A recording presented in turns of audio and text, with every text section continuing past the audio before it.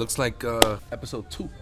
Episode Dose. 2 is on the way. Everybody, welcome to episode number 2 of Shop Talk. Shop Talk. We're here with the one and only DJ Bacardi. Absolutely. With the infamous Michael Medina. Hey. You know what's going on? Yes, sir. And just a little recap for the people. You know, people are like, hey, what kind of subject matter are you covering in this podcast? You know, we see you guys filming over there, you know, because as you guys can see, we are filming while the barbershop is in full motion. Absolutely.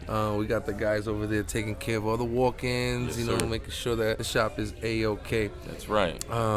The subject matter is really gonna be a wide range of topics. I like to tell people I'm really just having a nice conversation with a good friend. Absolutely. And Same here. we're kind of just going with the flow. That's it. We'd love to hear from some of you guys. What kind of topics would you like us to cover, touch Leave it on? in the comments, feedback. If you guys would love to come on the show and join us and co-host with us one of these times, man, we'd love to have you on Absolutely. board. This is a positive environment, the That's whole right. building. So we trying to keep everything, you know, on a positive note. We'd love to have you on board with us, you know, maybe answer a couple questions. Let us get to know you. Let the world get to know you. Share your stories with us, with America, Yes. with the world. With the world. You know, I hope that in the next episodes, you will all get to meet each one of my staff members. Yes, sir. But we got Tyler, Kira, and Joey holding down the shop right now while we film. And we want to introduce y'all to them. We want to let them introduce themselves to you. And hopefully you guys, by the end of all these shows, all these episodes, man, you guys know us a little bit more. That's right. On a more intimate level, you know, not just us high and by in the barber chair, you know. We hope to get to know y'all. That's right, man. Yes, sir. That's a great So- introduction to the episode 2 of Shop Talk. Well, question I wanted to ask you, Mike. I know you touched before in the first episode that you were incarcerated. Right, Now, right, yes. What made you want to just leave that lifestyle alone and just go legit? What was the breaking point that brought you there? That's a good question, man.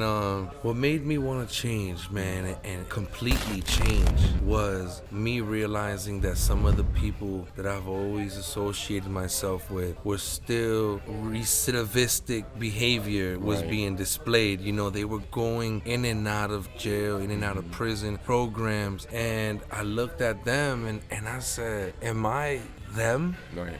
Because I kept myself, I was always in trouble. I would get in trouble, get out, get back in trouble, get out. And I realized, man, I'm that. Yeah. And I just, I couldn't go. I was like, man, people know me as the guy that's always locked up. Right. They didn't even, who's the guy's name? Yeah, I don't remember his name. Right. Oh, yeah, Michael, that's right. Yeah, Right. what happened to that guy? Right. Because I was always not around. Right. And when you're young, it looks cool. You think that, you wear like in a way like, look, they know me for that. But when you're older, it's a different perception. it's like praise that I didn't need. That's You right. know, it was like I was doing all the wrong choices, and people knew me for that, and that kind of like some people might look at that as like, you know, oh, he's cool, you know, whatever, but or however it is that people like to word things, Right. you know, he's lit or whatever, you know. But looking back now, bro, I wasn't lit, man. I wasn't lit. I was throwing temper tantrums. I didn't know how to deal with my emotions. Right. I was letting my emotions get the best of me and supersede my intelligence. Little by little, you start to realize, man, you can be above certain stuff. Right. And I became above criminal activity, yo. Right. And I know there's still a lot of y'all out there in the game doing your thing. Good luck to you, man. I wish you out of that game That's as it. soon as possible. That's it. Because there's way more out there for you. I believe in you. And if you out there grinding illegally, turn that illegalness into motivate yourself the same way, but That's right. legally. You know, there's so many different avenues you could take, and you don't gotta commit no crimes, bro. And it's still cool. Right. Because I remember one time I went to a buddy of mine's wedding, and I'll never forget. This is Jay Tag's wedding. A shout out to Jay Tag, one of the best insurance salesmen. He'll get you insurance on everything, man. Him and Jake, they're the best, you know. Anyway, I went to Jay's wedding. We were all having fun, lot of fun. But I'll tell you what, man, the coolest people in the room. You remember I was telling you this? But please The say it. coolest people in the room were drug free, were the most successful, were the happiest in the room. They were living positive. Everybody was surrounding them, and they didn't need none of this, nothing like a bad influence around them. They didn't allow drugs around them. They cut themselves off when it came to alcohol. You know, they knew the limits. And I had to step back and look at this table, and I said, we ain't cool. They the cool ones over there, because they're the ones that really got a career, that they're taking serious. They're taking their families serious. They're not putting their health at risk. That's right. And at the same time they doing all that, they super successful. People love them. So sometimes people might go out, you know, this is for the young guys out there, young chicks, you know, too. You're going out, you're having fun, you're not really thinking about your future. So you know, you might go out, have a couple drinks, try a couple different substances, whichever way form they come. You might try it, you might like it, and you might think, dang, this is what we do when we go out. This is what we do to have fun. We pop a couple pills, or we sniff a couple lines, or we take a couple shots. And let me tell you something, this stuff takes a toll on your body. Damn right. You know, we might include a link to some of the things that, you know, might happen to your body, and you don't know because you just going about your day, your nights. But when the years go by and you realize what's really important in your life, things might get a little complicated, and I hope they don't for you, and I hope, like I said, you guys get out of that lifestyle sooner than later if you are in it. For the ones that were in it and made it out, man, God bless y'all. Yo, we made it.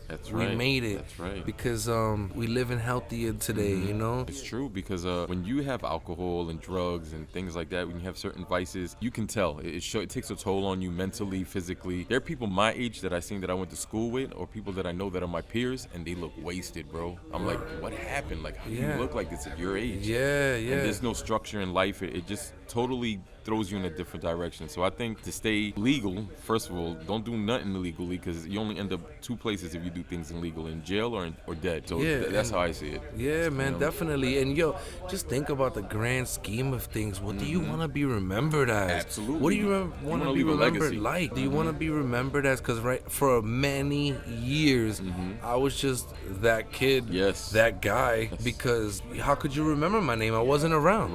And it was like, they're not surprised anymore that I'm locked up. They're not surprised that I'm in trouble, you know? So they'd expect it. And now I could have went to like a class reunion, and back then I would have felt a little ashamed if I was around some real successful people that were living positive. But now, the way I'm living now, I could go to any spot, any place, anywhere I want, and feel confident, comfortable, because I know how I'm living. I know how to represent myself, you know? And that's the magical part about just changing, the confidence that comes along with it, the people that gravitate towards you. You know, I had a client today tell me, we were talking about a different barbershop, we'll leave that guy unmentioned, but he said, Michael, it doesn't matter if they reach out to all your customers. They're never gonna get clients like me in their chair. And I had to think about that. Like, you're right.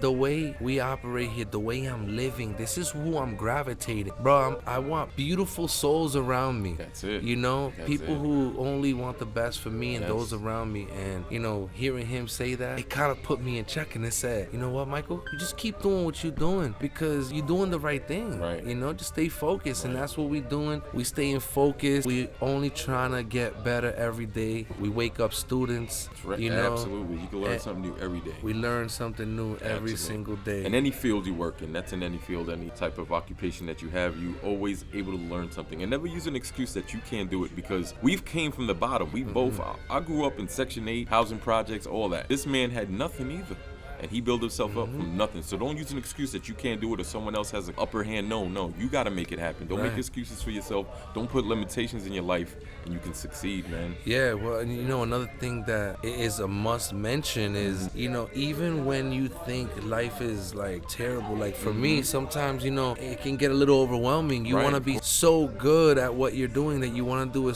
to perfection. And if it's a little off, you might feel a little off, or someone might try to hate on what you're doing your movement, or might talk a little smack behind your back or whatever. But you know what? It doesn't matter. Yeah, it doesn't matter. Like, they're always gonna say something. You know, someone's always gonna say something. That's right. But ultimately, you could do it. Because if I did it, somebody out there wishes they had what I have now. And that's what keeps me going. It's like, man, what are you complaining about? You know, somebody wish they had your complaints. Absolutely. You know, somebody wish they could. That's all you complaining about?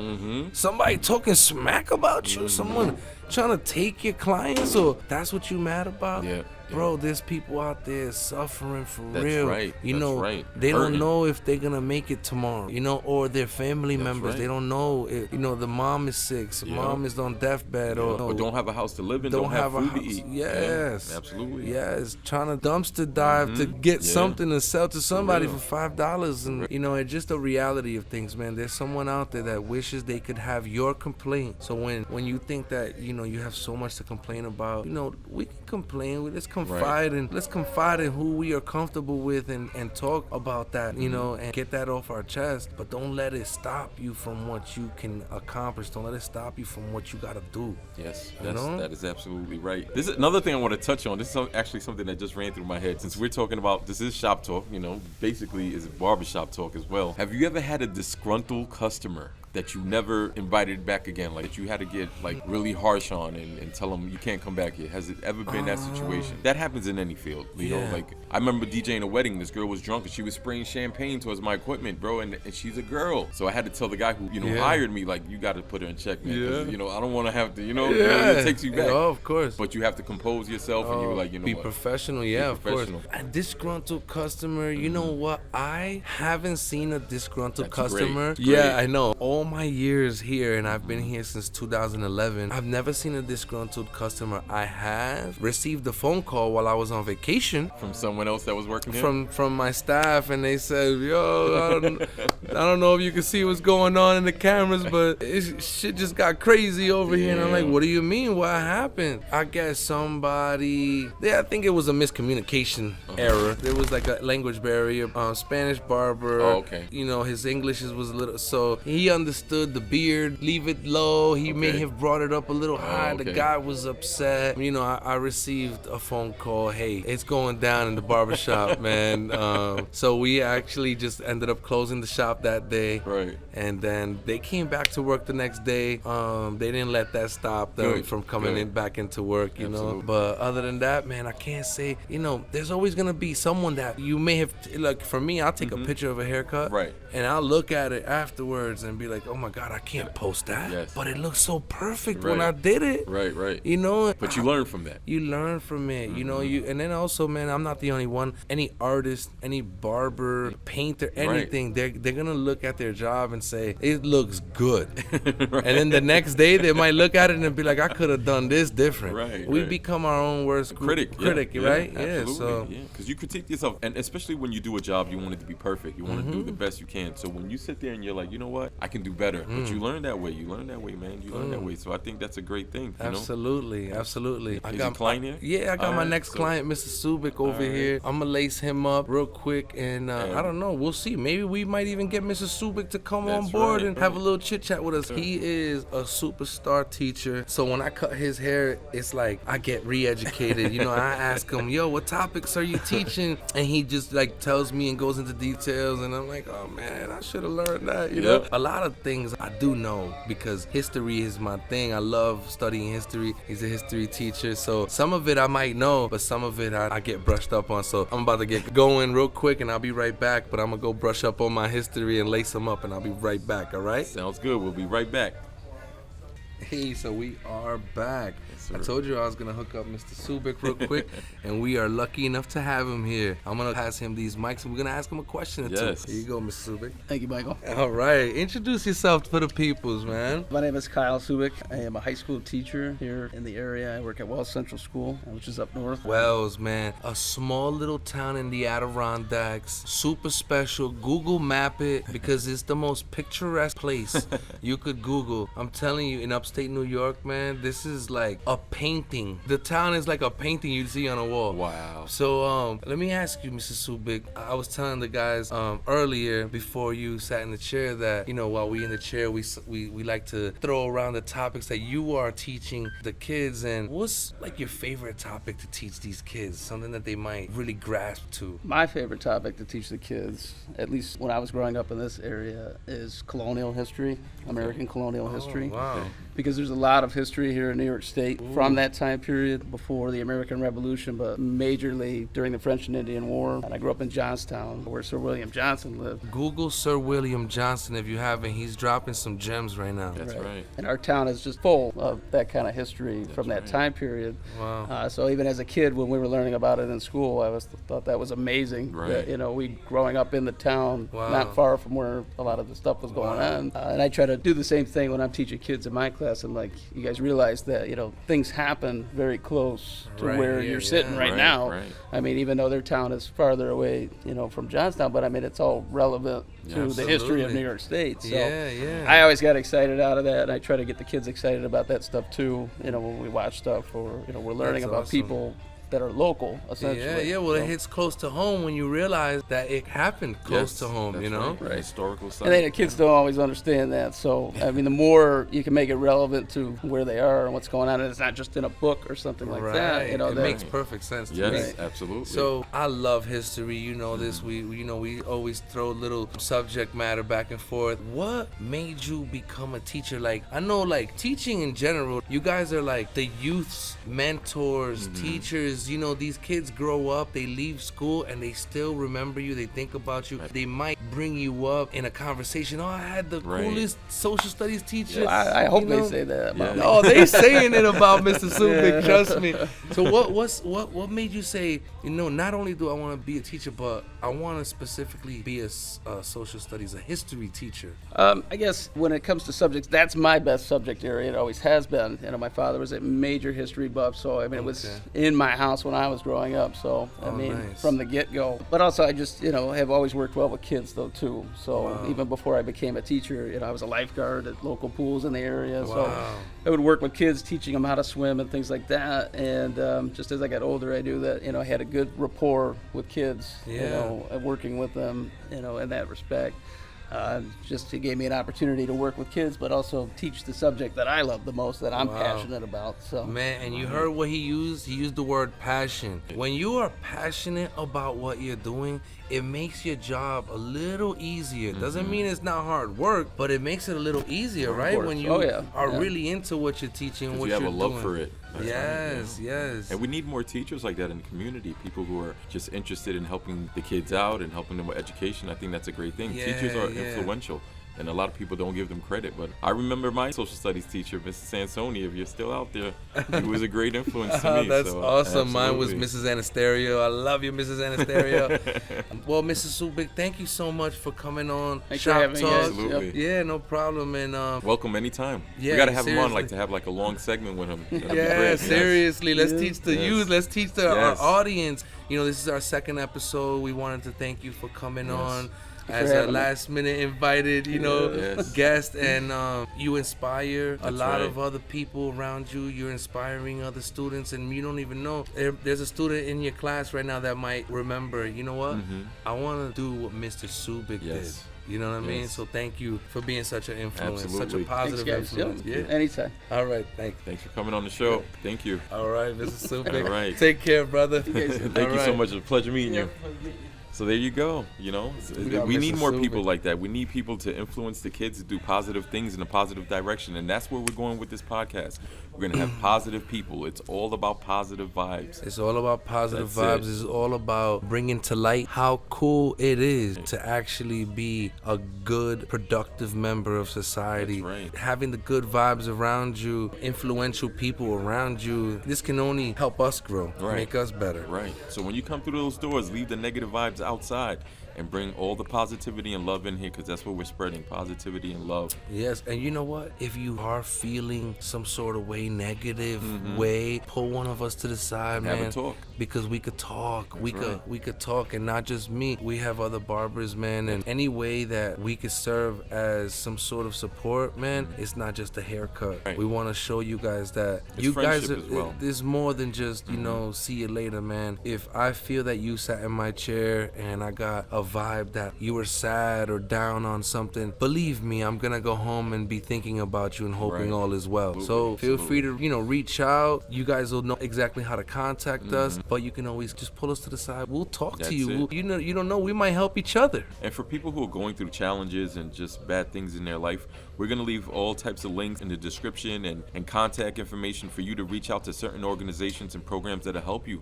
I mean, people go through bad times. I've been through bad times. I'm sure he has been through bad times. I'm sure everyone here has been through bad There's times. a light at the end of the That's tunnel, it. man. That's it. There's a That's light it. at the end of the tunnel, man. No Absolutely. matter how dark it gets, man, just keep going. And it's not going to be easy every time, but it's going to be worth it at the end. My advice to everyone out there, if you're going through something, just push past it. That's it. It's just an obstacle for a second, for a minute. Might be longer than that, but you'll get past it. Trust me. It just makes you stronger. You know, Mr. Subic, you know, just to use him as an example again, man, this dude is such a positive individual. He was my last appointment on this Saturday, and I'm so happy that he came on board. Right. Even though he was in a hurry, he's got some people going to his house to Right. put some He still windows took time. in, and he was like, you know what, I'll definitely join you guys for a few. And the reason, man, he's so positive. And having someone like Mr. Subic in your life, even for the brief moments, man, can be so powerful, because man, you heard what he's doing. He's teaching the kids, he's mentoring them, and he has been since lifeguarding, you know. Right. And he realized, yo, his passion was teaching. His passion was helping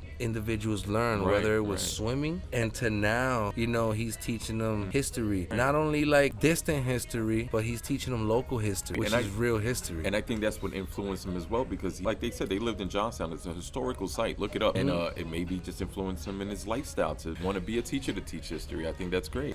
So anything else we want to cover today? I don't know. Anything on your mind? Let me see. I would like to end the episode 2 on a real motivational scale. Like, how can we end it where we're inspiring one of these listeners? Okay. You know, what can we say? Are you thinking about starting a business? Right. Are you thinking about making a huge change in your life? A big risk, a healthy risk. There's a Right, difference. right. Let me tell you, my advice to you is make the leap. That's it. If you've been thinking about doing That's something it. for yourself, if you've been thinking about joining forces with the right people, if you've been thinking about going back to school, it's Anything. not too late, man. That's right. Go and get what you need, what you deserve, because you deserve it, man. That's right. You know, but only you can put yourself there. Finish that education little by little if that's all you got. Take the training courses that you need. Do the studying that you Right. need, because you're smart enough to do it. That's It's gonna it. take a little bit of effort. You're gonna see a lot of progress, and you're gonna say, wow, you know, it took a little time, took a little effort, Right. but it actually worked. And That's look right. look at me now. You know, Yeah. I want you guys to be able to say, Yeah. wow, look at me now. That's right.